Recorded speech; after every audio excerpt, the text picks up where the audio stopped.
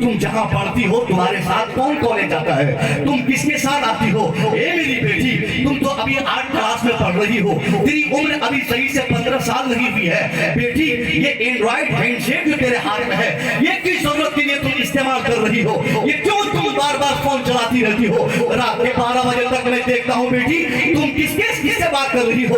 जब एक बाप रोजाना अपनी बेटी को ये सब टॉर्चर करता रहे, इन सब मकामात पर पूछता है कि तुम क्यों मोबाइल मांग रही हो, और मोबाइल से तुम क्या करोगी। अगर कोई किसी ने पहले से दे रखा हो वो ये पूछे कि तुम उससे क्या करती हो। जिस दिन आपने ऐसा टच करना, पूछना और उनकी एक्टिविटीज को चेक करना आपने शुरू किया, अभी अगर आपकी बेटी के दिमाग में शुरुआती तौर पर किसी खैर के ताल्लुक से कोई ख्यालात कुछ ख्यालात आए होंगे, आपकी बेटी समझ लेगी कि आप उनके लिए बहुत सख्त हो। बेटी आपके बेटी के दिमाग में जितने कचरे होंगे सब वो निकाल कर बाहर कर देगी। अब वो मुसलमान की बेटी बनकर जिंदगी गुजारेगी, अब वो इस्लाम की बेटी बनकर जिंदगी गुजारेगी। पहले आपको अपनी निगाहों को बिल्कुल फाड़ के अपनी बेटी को देखना होगा कहाँ जाती है कहाँ आती है। ऐसा आजाद आप छोड़ेंगे, साल 2 साल के बाद, आज तो ज़ैद बकर खालिद की 2-4 बेटियां भागी है, इंतजार कीजिए आपकी हमारी सबकी बच्ची का नंबर आएगा,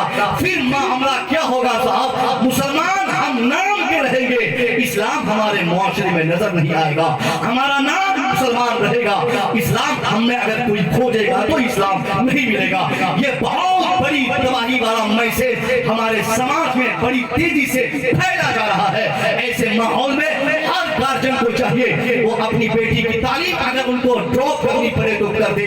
बच्चों को ज्यादा पढ़ाने की क्या आवश्यकता है। मैं तो कहता हूँ साहब, अगर आपकी बेटी दीन समझ गई, शरीयत समझ गई और ज्यादा तब पढ़ाए जब आपको इसका 1% भी खदशा न हो कि हमारी बेटी इस्लाम से फिर जाएगी या उनका कदम डगमगा जाएगा। इंजीनियरिंग करके आपकी हमारी बच्ची क्या कर सकती है, इंजीनियरिंग कर लेगी। अगर इंजीनियरिंग करना है तो कोई ऐसा माहौल तलाश करें जो इस्लामिक माहौल हो। ऐसा माहौल तो यहाँ मिलेगा नहीं, क्योंकि हम लोगों ने, मैं तो अशरफिया के उर्स में इस बार मैंने वहाँ उस स्टेज से कहा था कि हम लोगों ने कोई ऐसा कॉलेज ही नहीं बनाया है जहाँ हमारी बच्चियाँ, हमारे बच्चे इस्लामिक माहौल में रहकर इंजीनियर और डॉक्टर बन सके। हमने बड़ी बड़ी खानकाहें बनाई है। अगर एक खानका वाले के 5 बेटे हैं तो 5 के अलग अलग मदारिस, 5 का अलग अलग मकान, 5 की अलग अलग जमात, 5 की अलग अलग टोली है।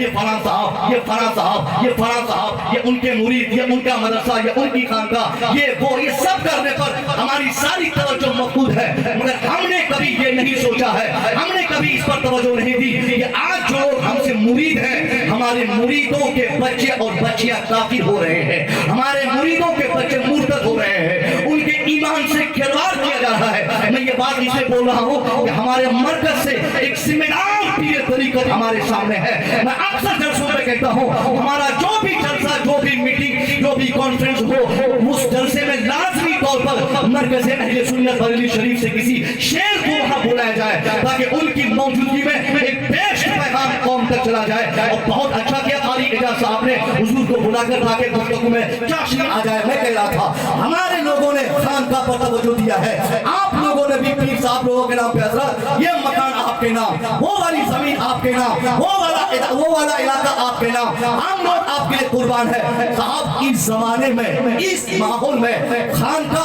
जितनी पहले थी वही रहे, तरबियत के लिए, हमारी तरबियत के लिए काफी है। अब ज्यादा खानका पर दिमाग लगाने की जरूरत नहीं है, क्योंकि जब खानका वालों को पैसा पड़ता है तो मसलक से पिछड़ जाता है। आपने देखा नहीं, 1 हफ्ता 2 हफ्ता पहले अजमेर मोहल्ला के खानका के कतार नशीनों को क्या देखा आपने, पैसा बढ़ा, उनके लिविंग स्टाइल में किस तरह चेंजिंग आ गई।